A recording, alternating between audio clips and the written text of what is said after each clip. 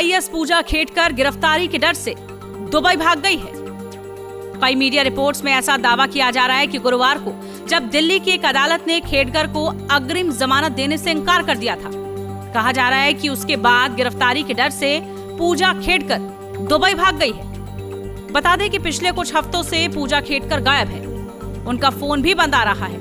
खेडकर पर यूपीएससी परीक्षा में विकलांगता और ओबीसी का फर्जी सर्टिफिकेट लगाने का आरोप है। यूपीएससी के मुताबिक पूर्व आईएएस पूजा खेडकर पर फर्जीवाड़े के आरोप लगने के बाद यूनियन पब्लिक सर्विस कमीशन ने उनकी नियुक्ति रद्द कर दी है। यूपीएससी ने न सिर्फ उनकी उम्मीदवारी रद्द की, बल्कि आगे भी उसके किसी भी परीक्षा या चयन में शामिल होने पर रोक लगा दी है। यूपीएससी की तरफ से पक्ष रखने में हमने यूपीएससी की प्रोसेस कैसे होती है उसको बताया, समझाया।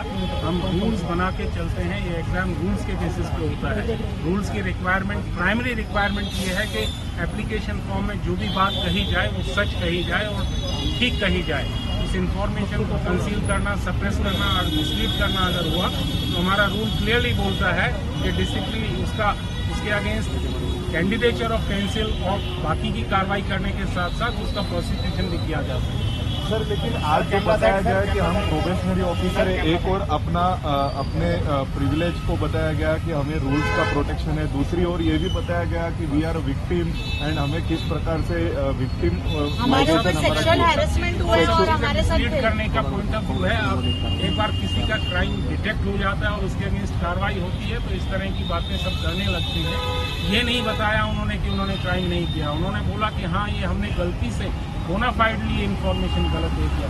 जहाँ तक प्रोबेशन के रूल्स की बात आती है वो सर्विस से रिलेटेड है। यहाँ तो इसका कैंडिडेचर ही इनवैलिड था, हमने कोर्ट को बताया। वो तो अपीयर ही नहीं हो सकती, तो सर्विस से रिलेटेड नाम बदलने का अधिकार है, लेकिन नाम अगर क्रिमिनल इंटेंशन से बदला जाए, कुछ गलत बेनिफिट लेने के लिए बदला जाए तो किसी का भी अधिकार नहीं है। इसने अपना नाम नहीं, माँ का भी नाम बताया हमने, किसने बदल दिया, और बाप का नाम भी बताया कैसे बदल दिया।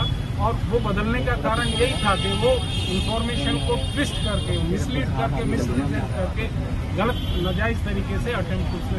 सर, यूपीएससी के ऊपर क्वेश्चन नहीं किया गया, यूपीएससी की प्रोसेस के बारे में पूछा गया।